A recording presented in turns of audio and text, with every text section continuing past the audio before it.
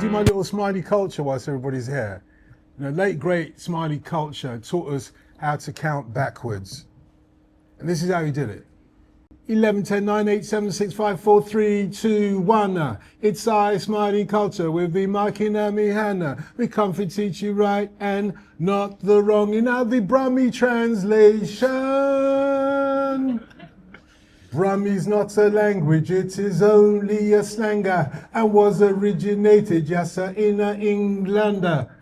That's my way of welcoming the one and only. Oh, come on, that's great. Brilliant, brilliant. Well, wait and see how brilliant it's going to be. Adrian Goldberg is a journalist that for me needs no introduction. He really is one of the best of our generation. In terms of investigative journalism, he made Sunday afternoons or mornings even on BBC Radio 5 Live pretty much his own with 5 Live Investigates. When it comes to an investigation, this guy knows what he's doing, whether it's for this book or any other, but he's also a great broadcaster. I was trying to explain to my wife as we were coming down why he was such a great broadcaster. And sometimes you just have to say to your other half, I don't know why, but he can do something that I can't do. And people love him for it. So please put your hands together for Adrian Goldberg! Thank you, Dotun. Thank you, Dotun. That was so great that I used to do the 1 till 6 a.m. shift on TalkSport, and Dotun, who did overnights on 5 Live, was my big rival in those days. And he's a great bloke. I'm so grateful to him for agreeing to come down to the Volley, and thank you everybody for turning out. I think the idea is that we chat for about half an hour, 40 minutes. Sure. Then there'll be a little 10 or 15 minute break. And then we'll have a few questions from the audience. Can I start though, Dotun, by doing a little reading from my book? Yes, you can. Thank as you, long as you explain that what your mum would have said was, this is a lot of words for what is essentially grown men running around chasing a bag full of air for 90 minutes. That's exactly what it is, isn't it? That's all it means. This is just the introduction for those of you who haven't read it, and it's kind of an introduction to why I wrote the book called Where's the Money Gone? The Battle for the Soul of English Football. It's 12 minutes past 8 on a gusty night at the Hawthorns, home of West Bromwich Albion Football Club. In the deserted streets outside, paper bags are playing kiss chase. Inside, I'm shivering in my usual seat, high up behind the goal in the Birmingham Road end. It's only the start of November, but as the winds howl, it's impossible to avoid the icy tentacles of winter. But here's something to warm me up. And it's not out there on the pitch where the Baggies are tentatively embracing new coach Carlos Corberan's tactical sophistication. What's thrilling me is the sight in every stand of supporters standing arms aloft, waving the torchlights from their mobile phones. It's like the encore of a rock gig, but you know you're not watching Bruce Springsteen or Coldplay, because in the next moment a different kind of song erupts. Thousands of voices in earthy shades of West Midlands accent join in unison. Fuck Gooch and lie, fuck Gooch and lie, fuck Gooch and lie. Not exactly Wordsworth or Keats, but simple and effective, a direct blast of anger at the absentee landlord guiding West Brom to financial and footballing oblivion. Gooch and lie. There we go. Yes. That's the intro. That's the intro. You need to explain who Guchan Lai is. Oh, right, yeah. I know he's an absentee landlord Yes. at West Bromwich Albion. What does that mean in terms of a football club? And what has prompted the mass support of West Brom fans to start chanting with words that they couldn't read in the Bible, you know? Well, I'll go back to the start, really, of my football writing journey and my journalistic journey, really, my journalistic career, such as it is, goes back to the mid-1980s and football fanzines.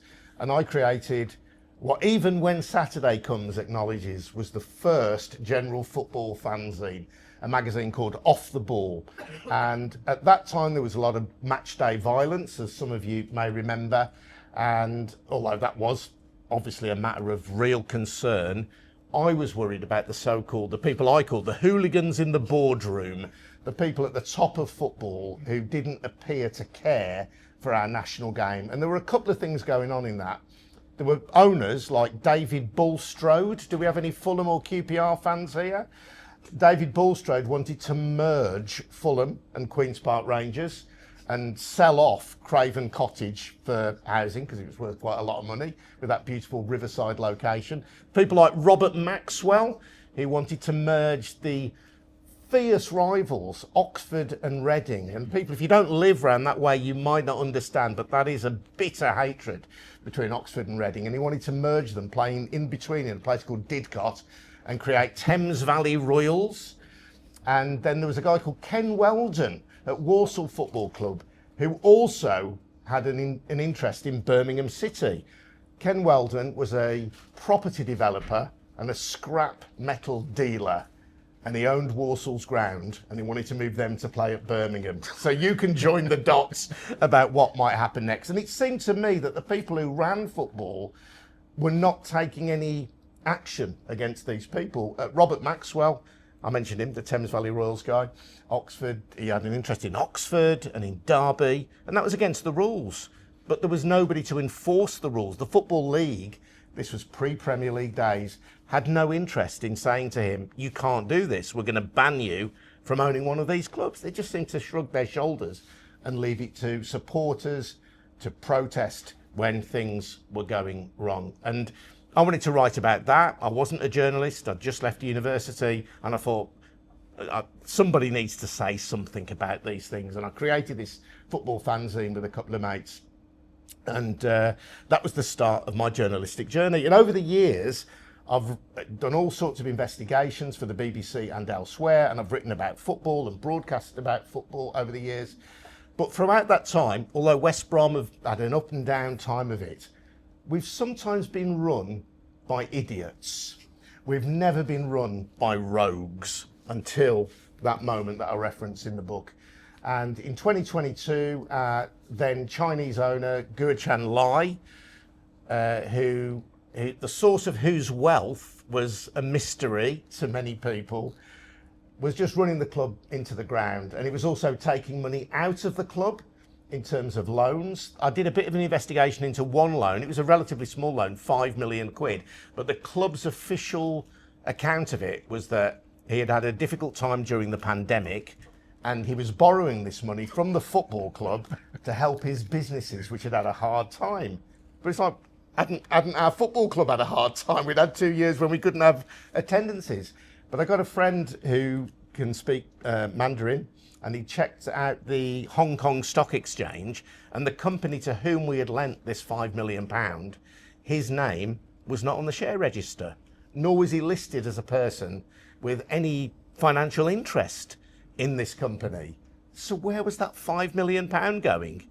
And it was almost as though I was back to the start of my journalistic career, except that it had come home to me now. Instead of worrying about Fulham Park Rangers and Thames Valley Royals and Walsall ground sharing at Birmingham City, I had a full-blown crisis on my hands at West Brom, and an owner who was thousands of miles away in China, who'd appointed his son, his best mate's son, who had no experience in football, as chief executive, and who seemed to be allowing the club to just disappear into oblivion. And there was a real danger that West Brom would go bust at that point. So that was the starting point.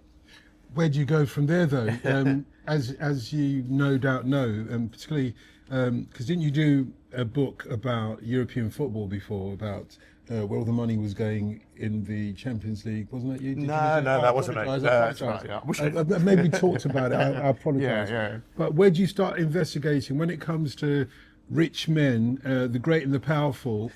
I mean, we can't even mention the artist formerly known as Prince on the BBC without having to say, but he denies any wrongdoing whatsoever every single time we do it. How do you penetrate through that? It's almost impossible, isn't it, to find out where that £5 million went? Yeah, well, I've got to say, in terms of Byline, for those of you who might don't know, how many people know the Byline Times? It's an independent reader-funded magazine. I do recommend you look it up if you don't. And I make their podcasts, and I put the idea of the book to them. And, they provided me with legal, a lawyer went through every page of this book. And I think... So you can say fuck Guochan Lai I can say and fuck not Guochan get done Lai. for Yeah, it? I can, okay. And anyway, when the first draft was put to the lawyer, there was 78 legal objections. So one or two things had to come out, other things had to could stay in. But as well as exploring who those people were, and I think we get away with quite a lot in the book, I also wanted to tell the story of fans, of supporters. And I've read other football books about finance, and they can be quite dry because they're about finance. But I'm not, and this is no criticism of him, by the way. I saw him today by chance, the lovely Kieran Maguire. He was a brilliant bloke, fantastic broadcaster and podcaster. But Kieran's an accountant. I'm not an accountant. I've been around a bit. I'm an investigative journalist, but I'm a football fan. And what I wanted to hear were the fans' stories. And we've got Niall, who's around from AFC Wimbledon. And what an amazing story that is, where you've got Sam Hammam and then subsequent owners of Wimbledon wanting to move that club to Milton Keynes. And the FA, again, the bizarre way in which football organises itself, both the FA and the Football League said, we don't want this to happen. We think so you think they're the people who run football?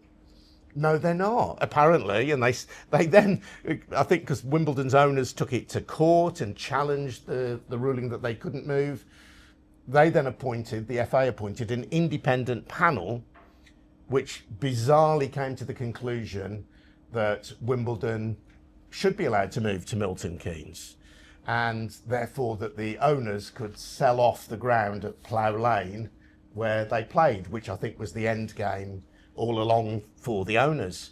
And when that 3-person independent panel came to its verdict that Wimbledon could move, they also said that because they were aware that people like Niall, who's taking a picture at the back there, they were aware that people like Niall were not happy, and fans were talking already about creating an independent Wimbledon Football Club.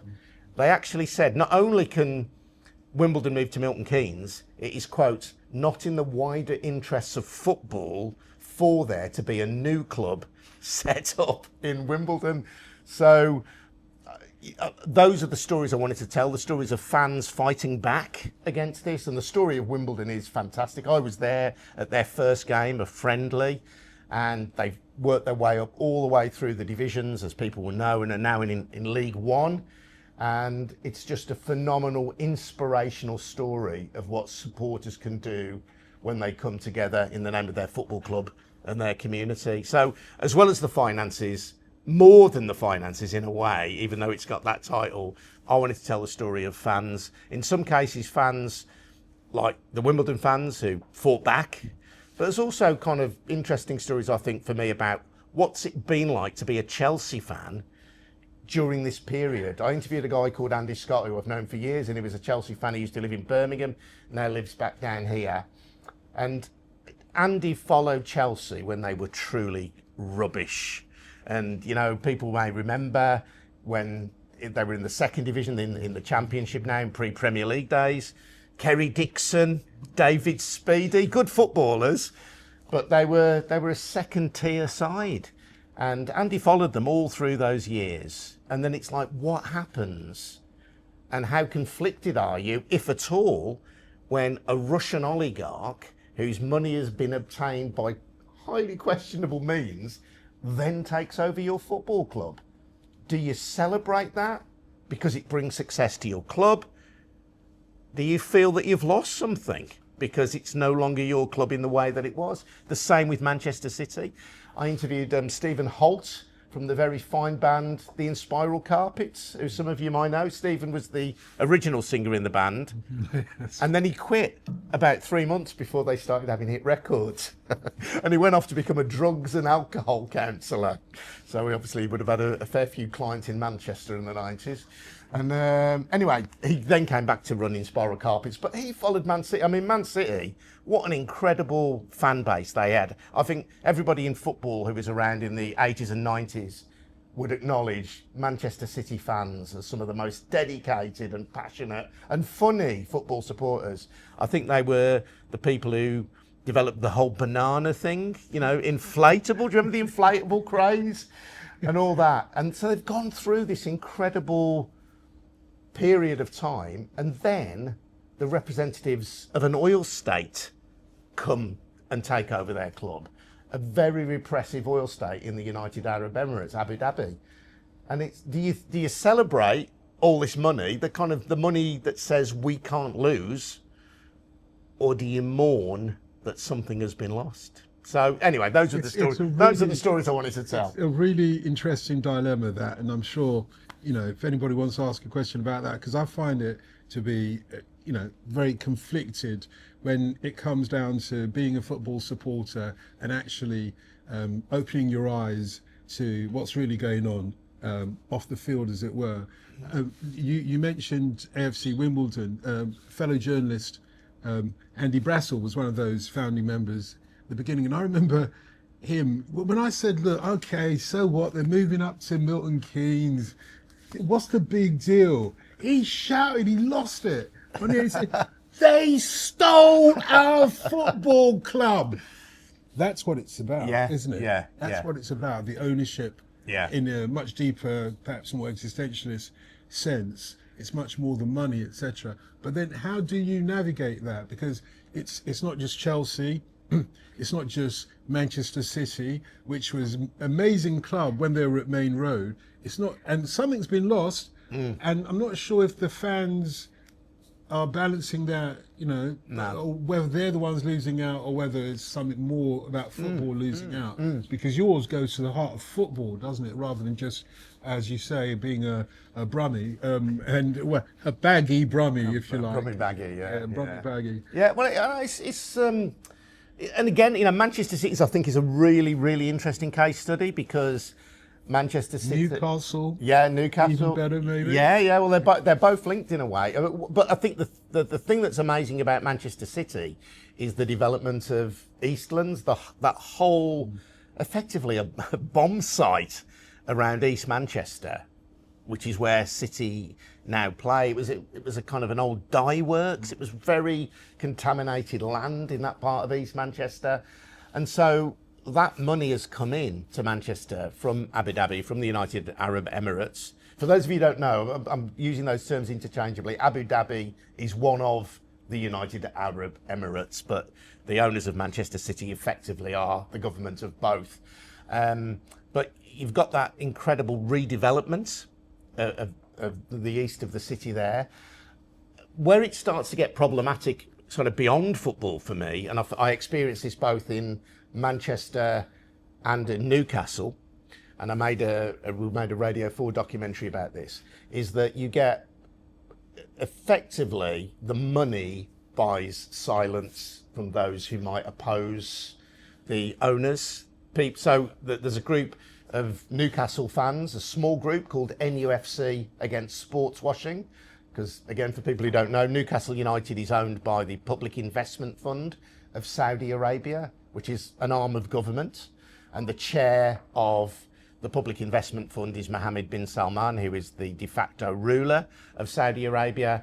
And Saudi Arabia, you can look it up if you don't believe me, but is a deeply, deeply repressive state.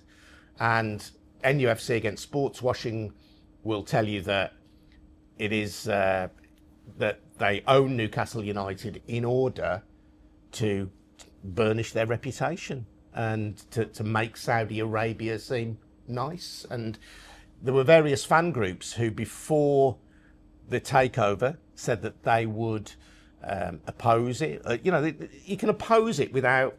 The parallel is like Mike Ashley. Newcastle fans hated the previous owner, Mike Ashley, but they didn't stop going, but they made their feelings known. But under their current ownership, they just seem to accept it as a group, collectively. That's just the way it is. This group of people have brought us success. But then in Newcastle, who speaks out against human rights? And there's a great example of this, is that just before about a year before the Saudi takeover, Newcastle City Council had broken ties with China because of human rights abuses, abuse of the Uyghur Muslims in China, and it had a twinning arrangement, and it broke that because it was worried about the human rights abuses. Nothing about the human rights abuses relating to Saudi Arabia. And there's the prospect of money, of development, is held out there as a carrot in Newcastle. just as it has been in Manchester, but there's a sense that it buys silence, political silence, and that's obviously important in, beyond football. Well, it shows the current state of politics in the globe, because Mohammed bin Salman that you talk of, they try and abbreviate his name to MBS, like he's just a little guy from the hood, you get me? But let's not forget, he pals around with the likes of Donald Trump. In fact, let's face it, he's bought Saudi Arabia has bought the silence of America, not least on the American citizen, as he became, Jamal Khashoggi, which is why, for me as a journalist, Saudi Arabia and the connection, Saudi Arabia, for those who don't know, they murdered a journalist. They murdered him. It's all there in the film. He goes into their embassy in Istanbul and he doesn't come out. And they can't explain what happened to him. And if you read the report, some of them are quite shocking as to how he must have met his last moments. However, nothing's being said about it. And for me, as a football supporter, when I see Newcastle play on the field, I want them to lose. I don't care, even if it's against the Gooners. And for those who know me, from Tottenham and everything, that's hard to say. I want them to lose because of this. It feels like somebody's already stolen our football, and it might be beyond the owners of the club. It might be some global conspiracy. I don't believe in them, but it might be something beyond what you and I could possibly understand. But in terms of money, it's not necessarily about the money then. It is for a quote unquote rogue, I accept that, but there is a legitimate question about where all the money in football goes. And that question's been there since the 40s and 50s and 60s, when footballers were getting paid tuppence halfpenny to go and perform, and the likes of the great Dixie Dean, who's only been compared to Erling Haaland the other day, had to retire to become a sweet shop owner. Do you know? No, for real. Yeah. You wonder, News agents. Because we were in 1968, when I was 8 years old, and I was going to Tottenham Hotspur, it cost 2 shillings, 10p. 2 shillings for a kid to go in to see Tottenham Hotspur. There were like 30,000 people each time at White Hart Lane. Even if all the people there were kids, and they weren't, because us kids had privileges that the others didn't. If all the people there were kids, 10p at a time for 30,000 people, 3,000, that would have paid for 3 squads at Tottenham in those days. And where did all the money go to? I don't think there is an answer to that. And I wonder, when we talk of hundreds of millions of pounds of transfers nowadays, I'm not going to say which managers were always associated with, who like to bung or not, were always associated with transfers. But where does all that money go to? Does it, because they get paid by the Football Association that divvies out all the TV money? Well, the clubs get paid by that. Yeah, I mean, I've got a spoiler alert here. I don't actually answer this question. Although my mate Ash Gould, who was on Talk Sport, who was great fun. He used to be James Wales' sidekick on Talk Sport. Came to an event I did a few weeks ago. He went, Goldie, it's dead simple. You say all the money goes to the players, except for the money that goes to the agents. There you go, 2 sentences. I don't know why you wasted your time writing a book. And it's kind of true. It's kind of true. So I suppose what I try and follow is the influence of money, really. And of course, you're right. In those olden times, even then, which is, fans used to sing "Where's the money gone?" and occasionally still do now. But the Crystal Palace fans are singing that at the moment. Yeah. The amounts of money and the way in which it. I mean, there's a great story in this book. Something I will draw attention to. Some of the incredible journalism done by other people that I've piggybacked on for this book. Some of it fan journalism. So the Birmingham City now are in the hands of a very wealthy American consortium who have big plans to develop a quarter of Birmingham and build a new 60,000 capacity stadium. And so all of this predates this current ownership. But Birmingham City had a succession of Chinese owners. They had Carson Young, who, despite a conviction in Hong Kong, passed the fit and proper owner test, or the owners and directors test that the Premier League set when he took over in about 2010. And when they were asked, well, how, you know, he'd already got a conviction for dishonesty in Hong Kong, the answer was, but that particular offence, which related to the stock market, wouldn't have been an offence in the UK. So that's all right then. And So you can break the law in your own country, but just don't come to our country. Exactly. And I mean, Carson Young, that's a great story in itself. And I say this fan journalist, Daniel Ivory, did an incredible job, far better than any mainstream journalist. And he was sold a skip, Daniel Ivory. Somebody phoned him up because they knew he was doing all these investigations, just blogging on his own. And somebody phoned him up and said, oh, yeah, mate, somebody hasn't paid for this skip it was in a kind of storage facility, and we know you write about Birmingham City. Do you want to buy it? And he did. And in the skip were confidential business documents from Birmingham City. So he was able to comb through all this stuff. I mean, Birmingham City were banned at this time because of their various financial misdemeanors from signing any players. What did Birmingham City do? They signed a player. And he's got all the chapter of from that. Declaring interest. Well, they're local rivals. They got no beef with Birmingham City. But he then is replaced after he'd been sent to prison and got various relatives of his into positions of influence to run the club. He then finally sold out to a company called Birmingham Sports Holdings. That's where it starts to get really interesting. There's a guy said to have been running Birmingham City for a number of years everybody knew him at the club as Mr. King. Mr. King was introduced to people behind the scenes at Birmingham City, was introduced to at least one manager and these people understood that he was running the club. But Mr. King did not appear on any official documentation relating to Birmingham City. He grew up in China and was a very successful businessman in China until a bank manager who he was alleged to have bribed was sent to prison for life for accepting bribes. At this point, the man known as Mr. King does a swift exit from China and ends up in Cambodia, where the wife of a government minister, for some strange reason, sponsors his admission into Cambodia. And he then is involved, the company is involved in the purchase of land, which was lakes in China, on which many thousands of people survived on aquaculture. These lakes were filled in and condominiums, giant apartment blocks were built on them. This was the man said to be running Birmingham City. And people at Birmingham knew of him.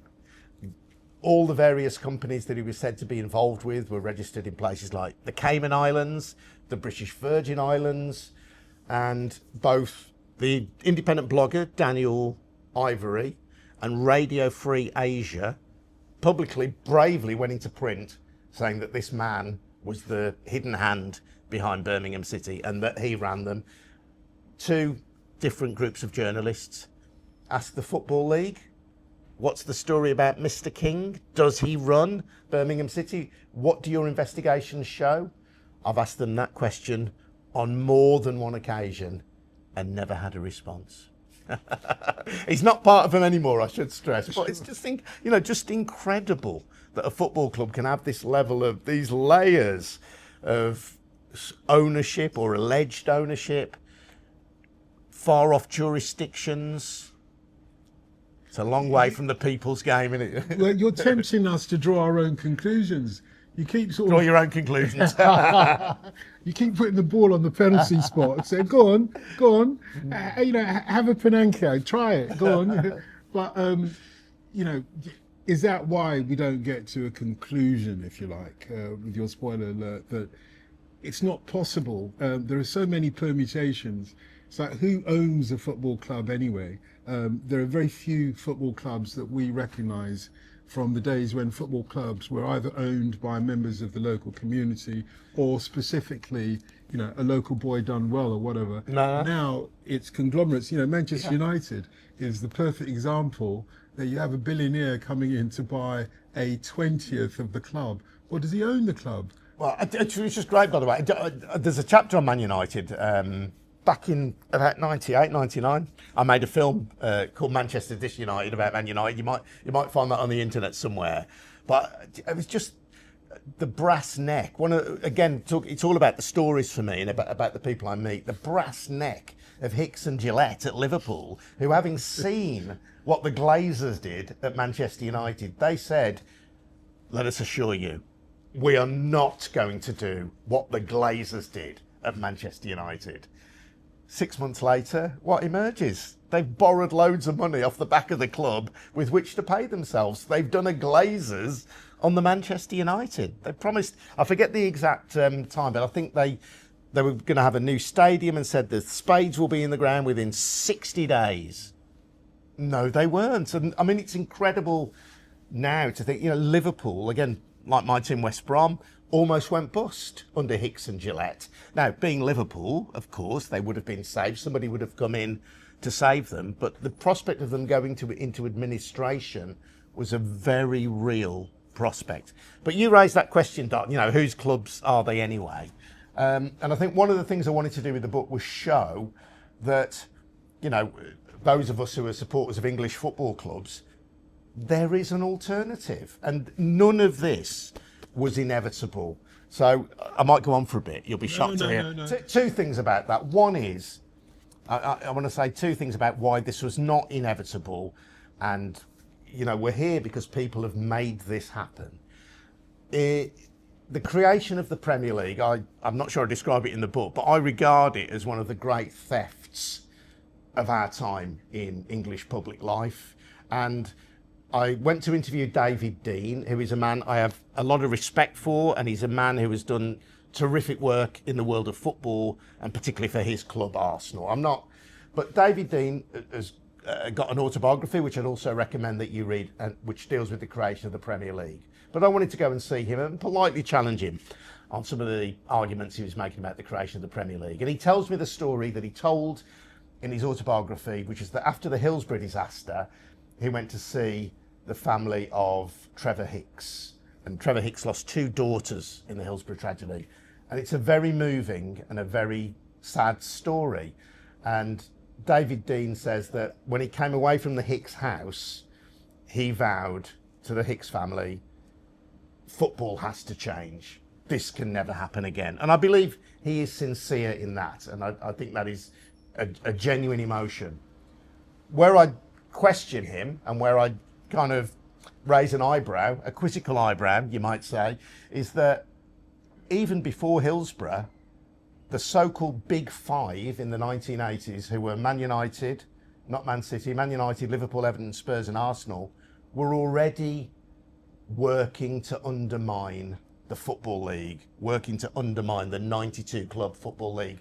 And I'd done an interview with the owner of Blackpool, a guy called Ken Chadwick, at Bristol Rovers in 1986. And he said the owners of these clubs, they don't want us. They want to have their own competition. They're undermining the competition and they should be punished. They're working to undermine the league. They're bringing football into disrepute.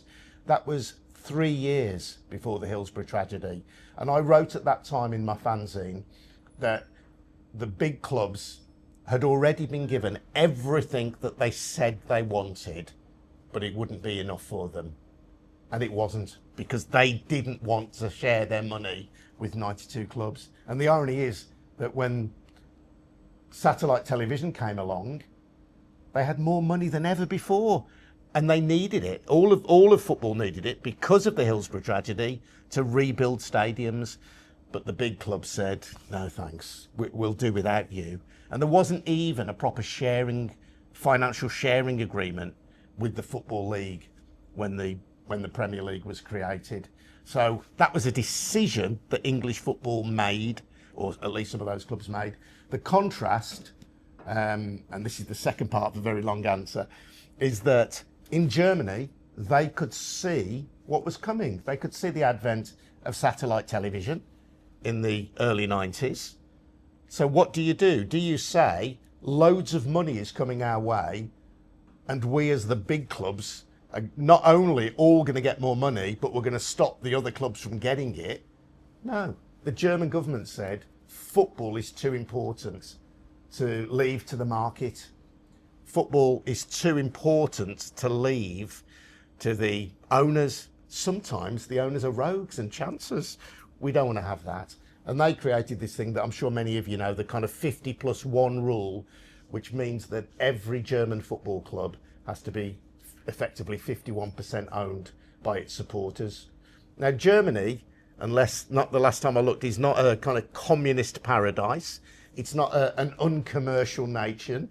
Football clubs have sponsors, the players earn big money, and they have TV deals.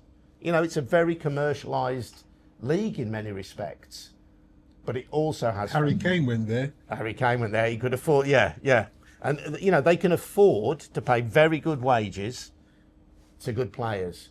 But, crucially, the idea that supporters are at the centre of this enterprise, that fan culture is intrinsic to what German football is, and without it, it's worth nothing. That's an act of statute in Germany. You can't renationalise football, particularly when the clubs, the quote-unquote rogues that own these clubs want £200 billion for, you know, what Noel Gallagher would turn into a car park. But the reality for a football fan, and we'll take a break after this question. In fact, if you like, I'll ask a question. Well, I'll do one more. Oh, and I'll come back and answer it after the break. Oh, that's even better. Yeah, but I've done this before. I'll forget it. I'll tell you what, we'll do that. I'll ask a question, but first of all, let's have one question from the floor before we take a break. Yes, please. You said that the German model of the 50+1 is something that we should be going. As a woman, especially a black woman, I disagree with that model, because a lot of the time you put a lot of ownership on fans wanting the best for their clubs without realising that intersectionality is not included in them. I'm a Chelsea Do you want to come here and say? Okay, okay. Sorry. Yeah. I'm a Chelsea fan as well. Yeah. And yes, there's conflicting feelings about Abramovich, but what he did for women's football and what he did for the women's team would have never happened if he didn't come in. Because even now, as a Chelsea fan, if you talk to a lot of Chelsea fans, they do not care about the women's team. It's not on their radar. It's a blip. They don't care. So I feel like sometimes we put a lot of ownership on fans wanting the best without realising that fans are also selfish themselves. Okay, I don't know if everybody heard that, or shall I repeat it? Anybody want me to repeat it? Okay, basically our Chelsea fan over here says she's not convinced about the German model because you're putting too much power into the hands of fans, essentially. If any of this I get wrong, feel free to... Because the fans aren't necessarily as conscious or aware or even care about intersectionality or inclusivity, if you like, as much as perhaps an owner like Abramovich, who was the one who developed Chelsea's women's team, and you believe that wouldn't have happened if it wasn't for somebody like Abramovich. What say you? You've got the experience of Chelsea that I haven't got. What I would say is that in Germany, the football clubs generally sit within sports clubs, the Sportverein, and it's that entity which has to have the 50+1 model. And I would say that German football respects and honours women's football at least as much as English football does. You say no, fair enough. We might have a chat about that, but I would say that. I would also just again make an observation about fan culture. So a few weeks ago, I've been travelling on and off to watch games in Germany over a number of years, and I confess the book is about men's football, so you know I hold my hand up to that. But I went to see a team called Bochum. The Germans might correct me on that pronunciation. It looks like Bochum, and they're a club roughly the same size as my team, West Brom. They had the game I went to. They had about 26,000 people there. The difference between the Hawthorns and Bochum Stadium, I was able to stand behind the goal. This will get to a relevant point to you, madam. I was able to stand behind the goal not sit, not in an old-fashioned terrace, not rail seating. I was able to stand behind the goal. I was able to stand with a pint of beer in my hand. And I would say, in terms of male-female, the diversity of that crowd was far greater than I would generally expect to see in an English football ground. There were lots of women, and not women of any particular age there, but it was just culturally, it was miles away. And I think the Hawthorns is I'd happily take anybody to the Hawthorns and not be worried about the reception they might get if they've never been before. But it was. Can you take your daughters there, do you? I do take my daughter, yeah. The eldest two have somehow drifted away. I can't work out. I've still got a young one who I keep captive. She don't eat if she don't come. But the kind of it felt female friendly, but without having to kind of say that. It just was. It was a bunch of people meeting their mates on a Friday night on the terraces, having a good sing-song, men and women of different ages, and it just felt so healthy. And they Bochum went in at half-time. They were losing 2-0. At West Brom, they would have been greeted with showers of booze and abuse. And at Bochum, it's a bit, the people were a bit upset, but they carried on chatting to their mates and enjoying their night at the football. And it just felt somehow, maybe not quite as passionate, but I don't think you'd get many German fans who would say they're not as passionate as English fans. It was just culturally very different. That doesn't really answer your point, I know, but... Also as well, you mentioned how you can stand. Yeah. That's not, inclusive. Like for me, for example, I look like I'm quote unquote like not disabled, but Yeah. seating is important for me. So there's a lot of But there is seating at the ground. But like in terms of the lower league, I'm like, okay, I know I can't go here, I can't go here, because the seating is so far away that I'm not included in that. And also alcohol, I'm 50-50 around alcohol, especially like drunk people and stuff as well. So it's already that kind of thing. It's that mindset of we've put a lot of ownership on fans thinking that they're best, but what you said is not inclusive for a lot of people. And that what you've described as like a beautiful space for a lot of people would be like an absolute hellscape. So it's that kind of thing of I would struggle to see. Sorry for people who couldn't hear you there. I could understand how that wouldn't be for everybody. I don't think it would be a hellscape for anybody. It might be difficult if you've got mobility issues, and there are, of course, areas for people with disabilities and seats in that stadium. It really wasn't a hellscape for anybody. You might not enjoy it, it might not be your thing, but I don't think it would be a hellscape for anyone. But that's why I'm saying that this alternative of people saying the fans need to be, part of the decision making. In that self, that needs to be dissected, and in that self, that needs to be challenged as well. Because what we're doing is saying, okay, I'm not saying this to defend the owners, but what I'm saying is that a lot of the time when we think of football traditionally, there's a lot of people who are not included. And when you look at German football, for example, like the men's team had to go on strike to get the women's German team to be paid. When the women's team were playing England at the Euro, the German women's team wasn't being paid. Hang on, this is too good, man. Everybody's got to hear this. Let's go on. Let me try and drag this across. If everything falls apart, we know who to blame. You're going to take the honours, yeah? No.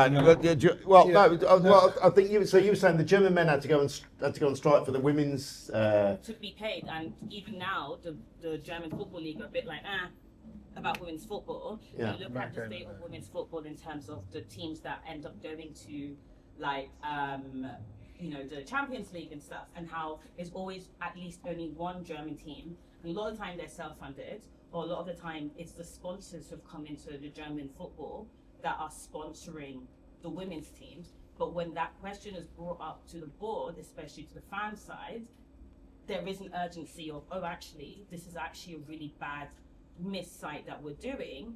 We should really look into how are we developing our women's teams and our under-18s and our academies in Germany, there's still so much of a focus specifically on only the top tier men's league. And even if you look at Germany, if you look at down the bottom of the leagues, there's a massive disparity, even with that 50+1 rule. And if you even look within the Bundesliga, that 50+1 rule is not helping so many of the other clubs in the Bundesliga at the bottom. Okay. Well, no. Well, I think what we should do, we should take a break. Yeah, go on. Only because I'm parched. But no, not only that. Only because I think you put across a lot of things that everybody should be. Take a moment just to consider. Sometimes, if I might sum it up, sometimes you've got to be careful what you wish for, because it looks rosy on the other side, but there are other things that need considering as well. But you would accept that, eh? We can all learn. Okay, we're going to learn during the break. We've got 15 minutes to do a lot of learning. Take it in whatever sense you will, by the way. And then when we return, hang on, because I haven't framed the question that is going to leave hanging in the air. We've got to leave with a cliffhanger.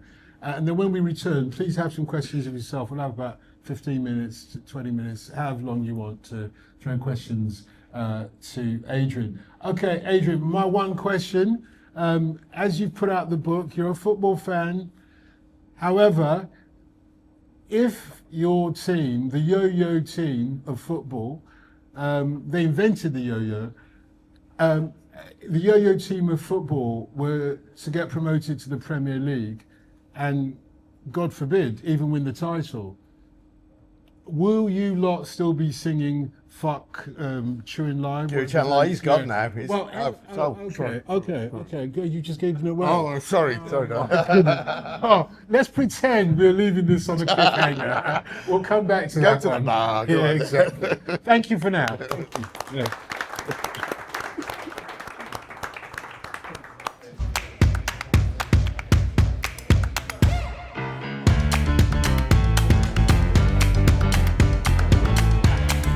Right, second half. It's a game of two halves. Very good. And before you do a little reading from the book again, Yeah. Oh, and the book is available, obviously. And can I get away? Whoa. Excuse me. They're all coming in now from the executive boxes, aren't they? Can we get the book signed? If we buy one, can we get the book signed? All right. Oh, wow, my God. Yes, of course you can. No, Of course you can. I'll just buy them. You go off and can. sign somebody else's book. I'll sign it twice if you want it. And a question for you. Have you ever made any excellent football documentaries that are available on YouTube? Hang on, let's leave that one hanging in the air, all right. because we missed the last cliffhanger. Okay, I'll tell you what, I'm going to do a little reading. This is chapter 22. I won't read all of it, don't worry. This is called The Ultimate Sacrifice. Oh, I don't like to be beside the seaside, not on a day like this, when a warm jumper wouldn't go amiss. It's mid-April in Blackpool, and although spring is supposed to have sprung, no one thought to tell the weather. A few optimistic rays are doing their best to steal through the large windows of this empty cafe, but a gang of moody clouds and blustery showers are acting as bouncers and having none of it. Sitting opposite me is Tony Wilkinson, slight and softly spoken, with silver hair. Well, I go for a greasy spoon classic, ham, egg and chips. He settles for a cup of tea and tells me that at 62, he's winding down now, living off the rent from a couple of long-term lets in the town. Sporting a round-neck jumper, an open-neck shirt, he looks more like Mana M&S than Che Guevara. But in his own polite middle-class way, Tony is a rebel, a fighter who challenged the powers that be in a long and bitter conflict. Like many veterans, he is understated about his achievements, but his eyes start to mist as, early on in our conversation, he recalls his father, Brian, making the ultimate sacrifice. It's such a striking phrase that it's probably worth noting here that Tony doesn't mean that his dad gave up his life fighting for his country or to save the life of a stranger. He is, to paraphrase Bill Shankly, talking about something much more important than that. The ultimate sacrifice, in Brian's case, was the decision to stop watching Blackpool FC. So the story, for those of you who don't know, involves the Oyston family, who were the owners of Blackpool for many years. Even though I say so myself, it's a richly entertaining chapter. Owen Oyston, who is the owner of Blackpool, used to he became famous in Blackpool in the northwest. He used to run an estate agency, and the idea was that if you bought a house from him or put your house up for sale, you'd be entered into a draw and you could win £100,000. And he used to end this TV ad by falling backwards into a swimming pool. So he became famous. When he ran Blackpool, he used to dress in an orange suit with an orange tie on match day. Bit of an Epstein vibe, according to those who were there. And he was later jailed for rape. But his wife and then his son also ran Blackpool. When they finally got to the Premier League, he said he wanted to show that you could run a football club without running up ridiculous debts, that you could do it by breaking even. And so the year they got promoted to the Premier League under Ian Holloway, they got relegated because they didn't spend any money. But Oyston and related companies took £27 million out of Blackpool Football Club. And one of the minority shareholders, a guy called Volley, who was himself an interesting character, took them to court. And the fans said, look, we're being asset stripped here. And the Oystons rejected that characterisation, that they were asset strippers. And if you called them asset strippers or similar on a message board as a fan, you risked being taken to court. At least half a dozen fans were sued for libel by the Oyston family. But and that's hence this boycott of Blackpool Football Club. The fans said, we've had enough. And those of you who are football fans will know that to choose not to go to your football club merely because they're rubbish, it's something no true fan does. But they felt that they were being absolutely taken for a ride by Owen Oyston, and they set in motion this fan boycott, which didn't just last one game, it lasted, I think, 4 years. And so in the end, this guy, Valeri Bellicons, the minority shareholder, took the Oystons to the High Court, and a judge decreed that they had in fact asset stripped the club, and he ordered that Owen Oyston should give up, and the Oyston family should give up ownership of Blackpool. And again, it was a story of the fans didn't just go away. They used to turn up every week outside the ground and encourage the few supporters who continued going to not go, but they were never violent or aggressive. They just said, please don't go. And they used to tell the away fans, we understand you're going to support your team as an away fan, but please don't buy any food and drink in the stadium.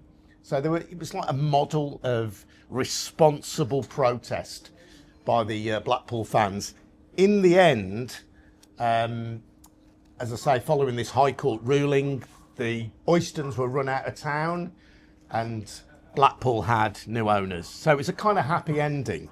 So at the end of the chapter, I've talked about Tony and his dad, and I also talk about a woman called Christine Seddon, who had also taken part in the boycott. They were part of the Blackpool Supporters Trust, and with her mum had dementia, and she said to me that when they went to Blackpool, it was the only time that her mum came alive, and she could remember not very much, but she could remember the songs, and she used to go to Blackpool with her mum as a bit of relief, respite from the dementia, but she said she couldn't not join in the boycott, and she denied her mom that pleasure.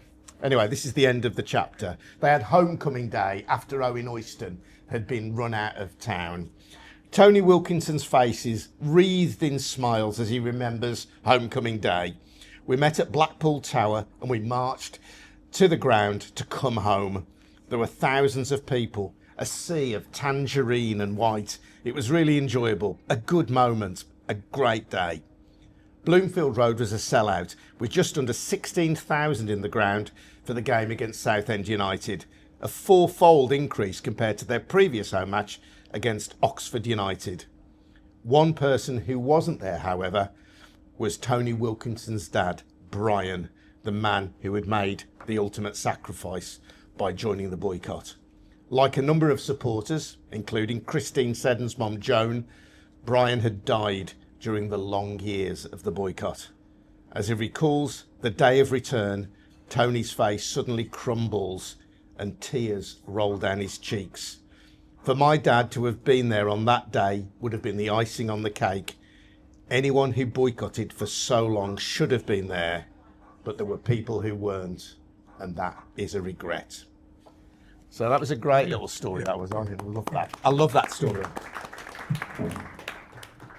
Okay, we're going to turn to the floor now. If you've got any questions for Adrian,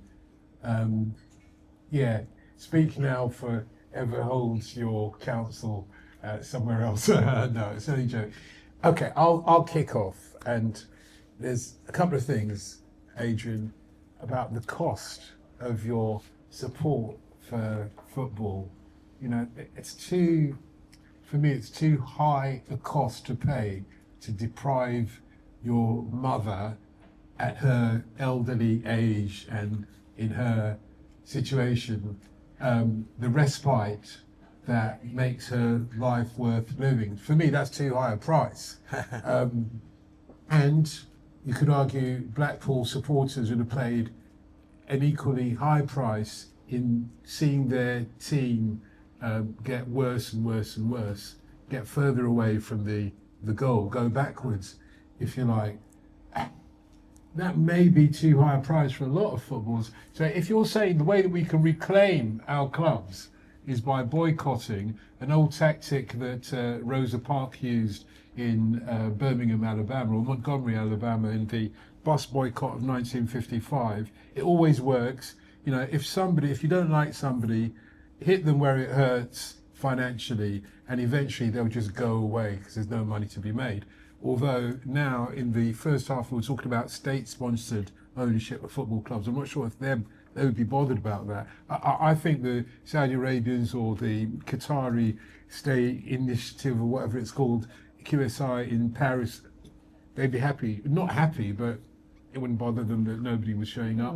I don't know about that, because I think they're validated by the people who do turn up. I mean, they clearly don't need them financially, but I think it validates them. But at West Brom, we did talk about a boycott of Guochan Light towards the end, and really, truthfully, there was no appetite for it. I think there's a difference, isn't there, between staying away because your team's really rubbish, and we know that most football fans, most football clubs will have supporters amongst them who, when the team is rubbish, they find excuses not to go, and the attendances go down. But I think that's different to an organised boycott.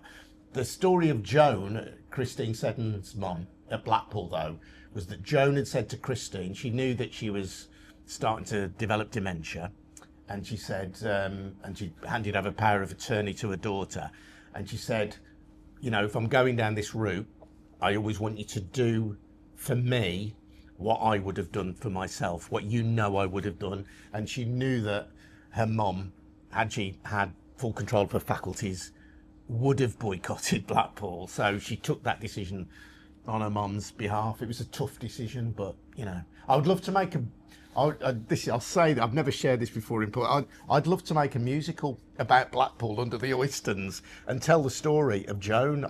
You know, it's a great human story, and Owen Oyston in his orange suit, what a character that would be. So if there's anybody lose your money, if there's anybody, I've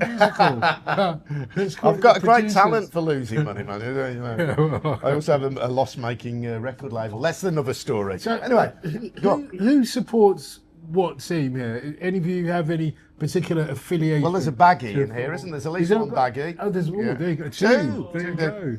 Three. Blimey. There's a Villa fan, I know. Yeah, okay, we'll come to the villains in a second. But the baggy fans, for example, when you hear Adrian advocate, you know, a full-on civil war against the poor ownership, certainly against the rogues and everything, how do you feel about that? For me, I think there is some jeopardy there. Yeah, it's to what extent really that the protest groups bring about change, and as you say, it's trading off going to watch the game or trying to make a change, and how important is, you know, shining a light kind of thing, and what impact does that have back end. They're very powerful. I'm honestly not sure in West Brom's case, and I'm well aware of all Ali Jones and totally behind it, but I'm still unsure. I suppose what it does is bring a spotlight in the media and raise attention to it, but I'm still sort of dubious back end. It's not having repercussions back in China. No, well, that's one of the things, isn't it? If you've got ownership that's based thousands of miles away, if it's we used to have an owner at West Brom called Trev the Shed. Trevor Summers, he ran a company that made sheds, garden sheds in West Bromwich. If people are getting onto his back, and this is the classic English football club owner, it would have been, the butcher, baker, candlestick maker, somebody from the local area.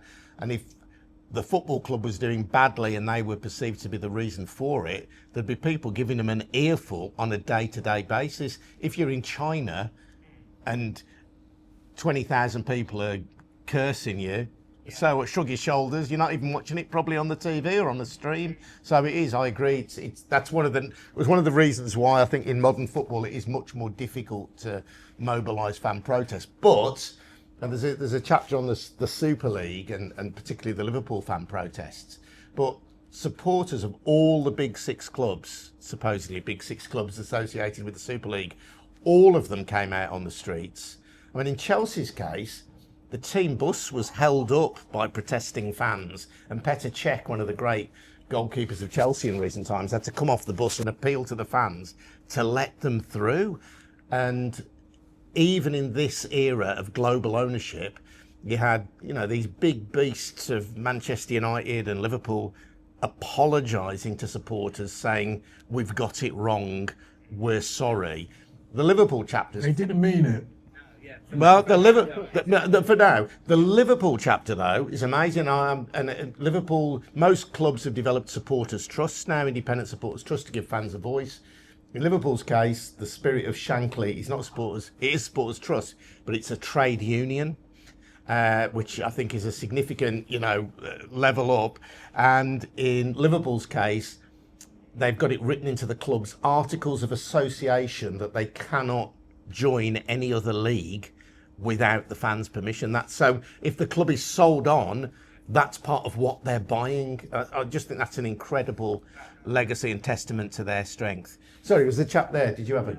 You sort of made my point sorry. For me, Adrian, really, which was the Super League. And I do think that fan protest is important, and if the owners see that it hits attendance, that hits revenue, and the Super League, the outrage by the fans, I think really shocked the owners, and they didn't expect that. So, and for West Brom's case, I think we were losing something like £3 million a month or something. So there's nothing to lose, is there?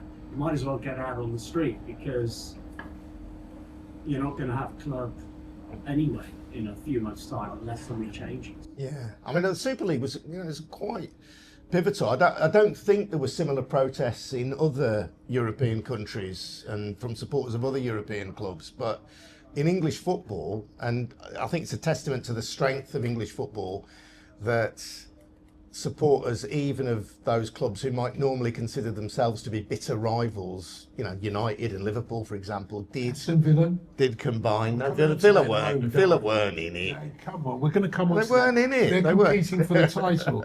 Do you not wish, you baggies, actually, would you like to tell them what it's like to compete for the Premier League title? Come on. We're not anymore. They lost yesterday. 7 points behind, mate.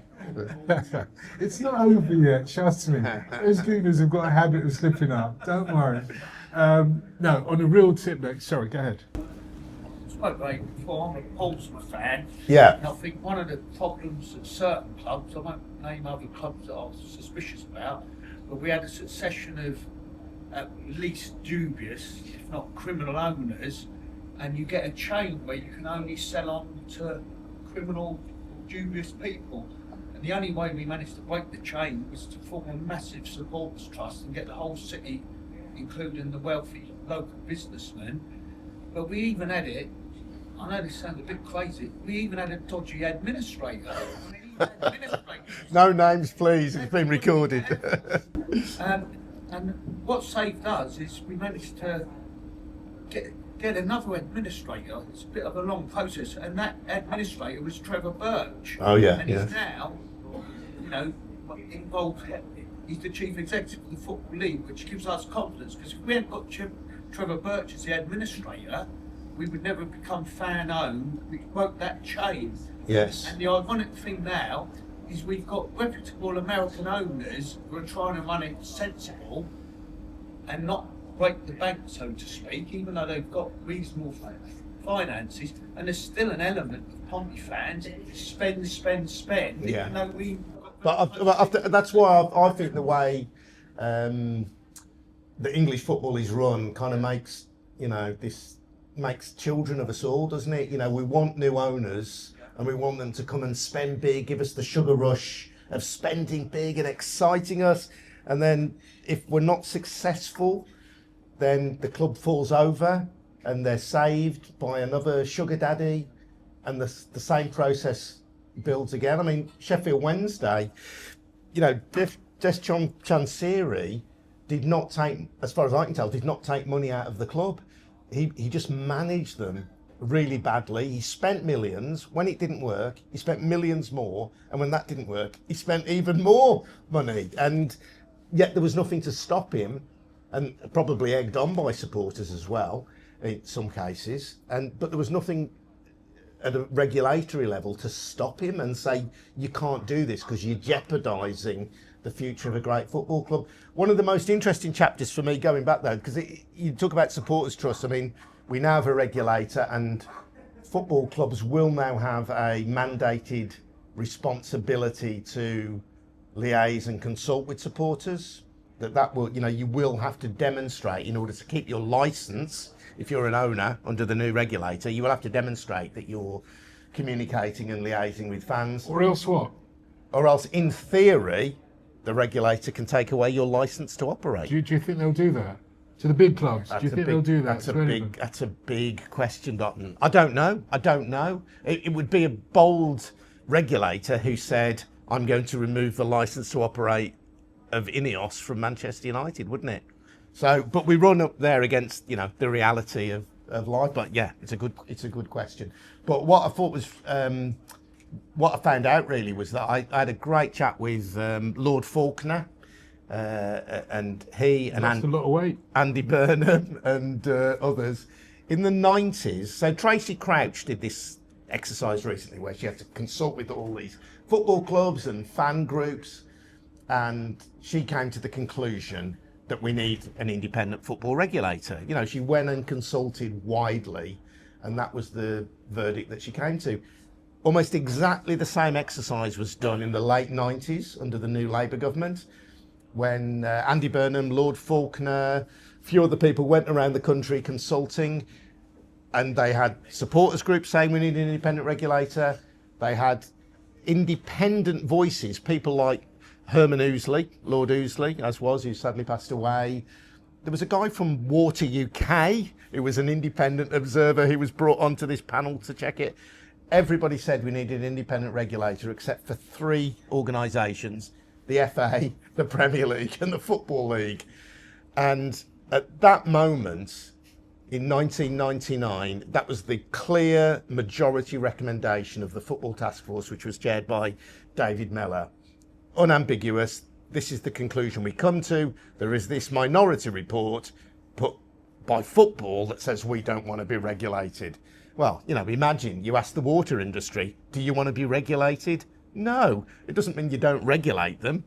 Of course they're not going to want to be regulated. But in 1999, New Labour had that moment. They'd done the research, exactly what Tracy Crouch had done, and they had the opportunity to regulate football then, and they were nobbled, and they bottled it.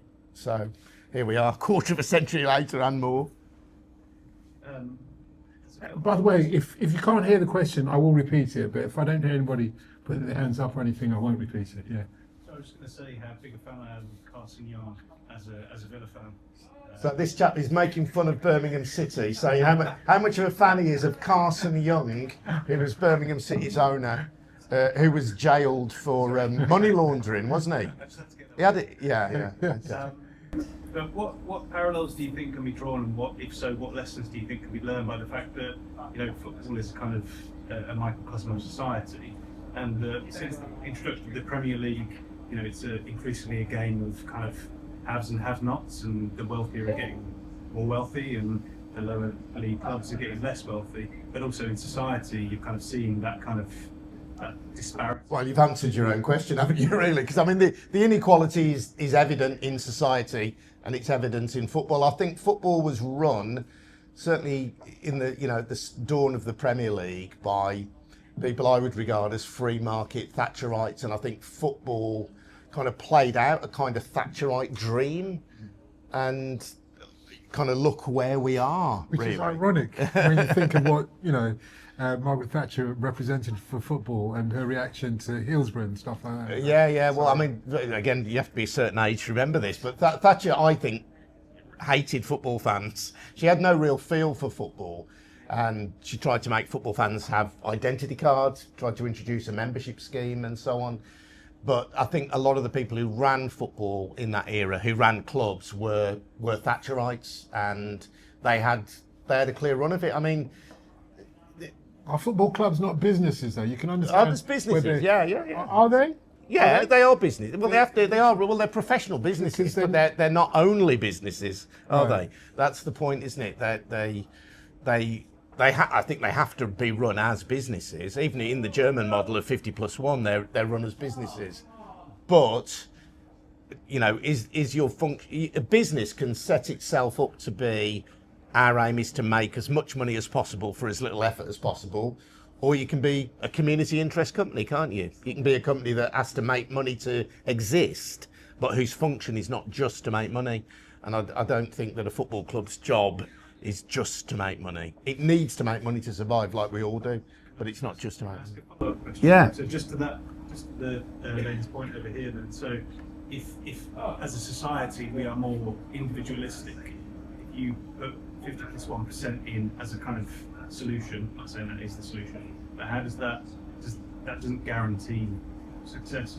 That's the point Chelsea was making earlier on. Well, not about the success, but 50+1. Go on, Niall. Go on. There's an issue. I could answer that quite a lot. So I'm an AFC Wimbledon fan, and I was involved in setting up AFC Wimbledon.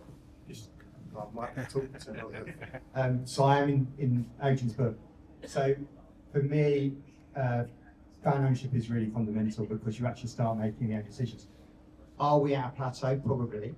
Where I think there is hope in the future is this independent regulator, because the people that really are against change have been the Premier League, the FA and the EFL. The FA kind of lost its responsibility as soon as it gave everything to the Premier League. So the FA, they do wonderful with what they do now, but they've got no control. So they're different. The key is the independent regulator and this thing called the State of the Game report. The independent regulator now has oversight over the distribution model within football, which is worth £3.2 billion. And one thing that's changed in the governance pact is that the distribution deal must adhere to the findings of the State of the Game report. The State of the Game report is this big, huge, wonderful thing. It's going to look at all the financial problems in football, blah, blah, blah. The recommendations of that are going to be really likely.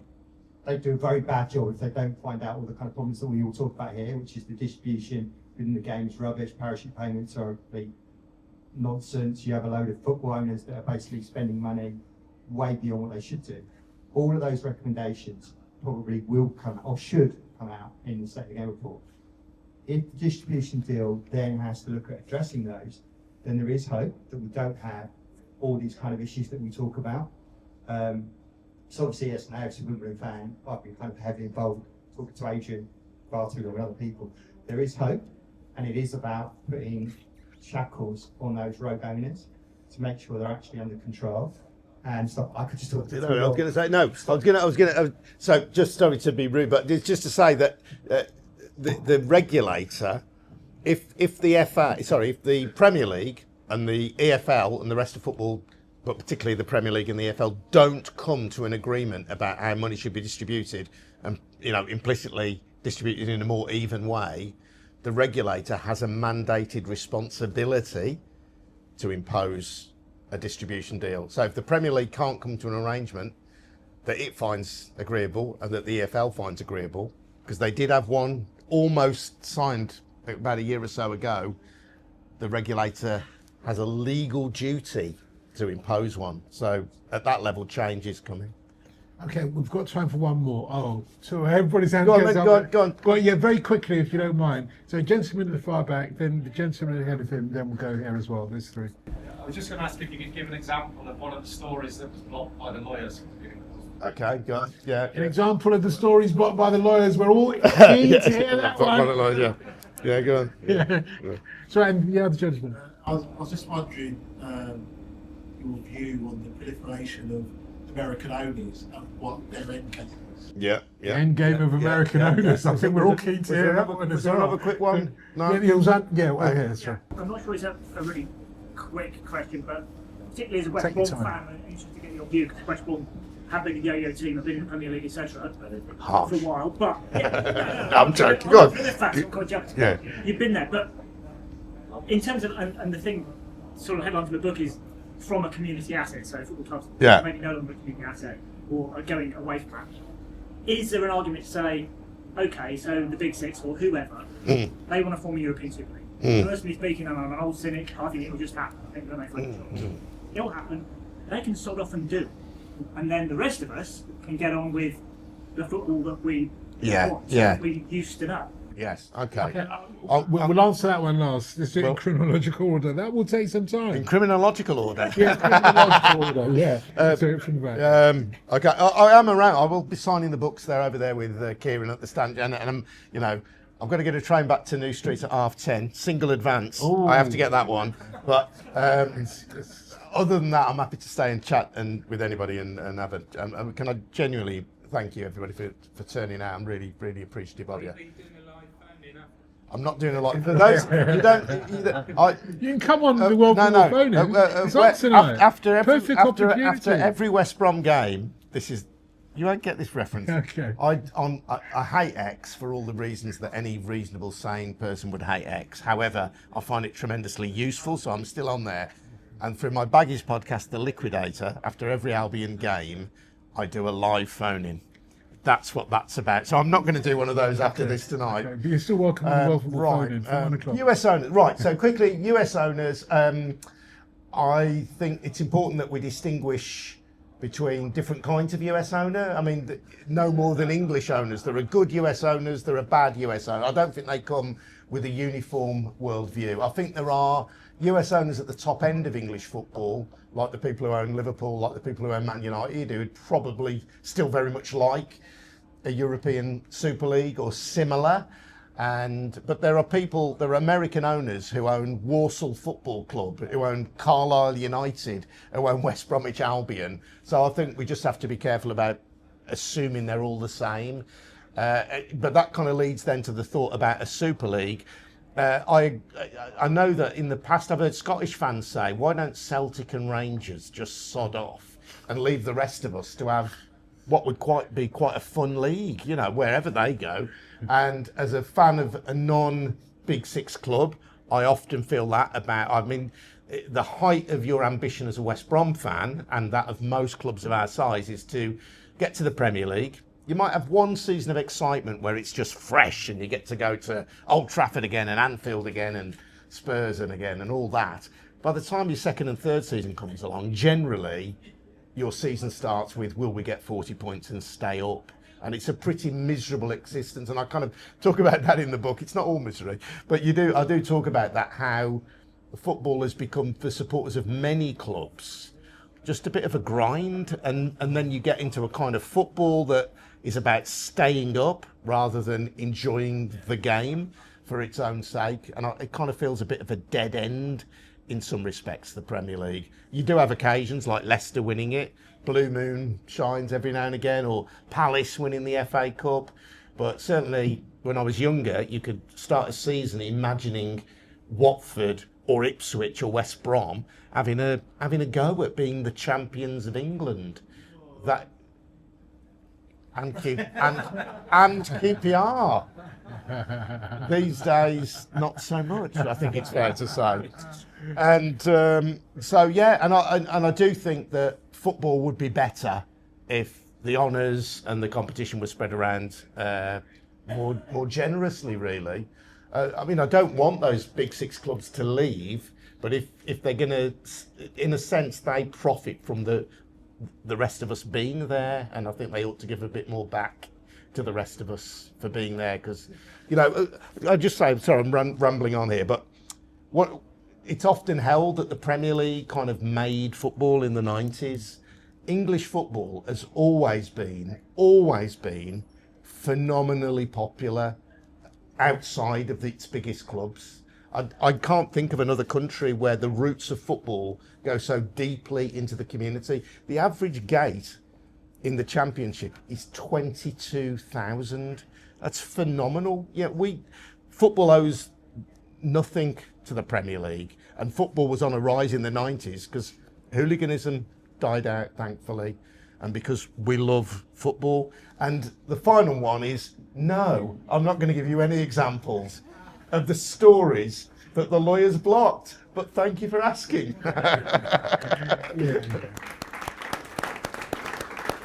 Thanks for coming. Thank you. Yeah.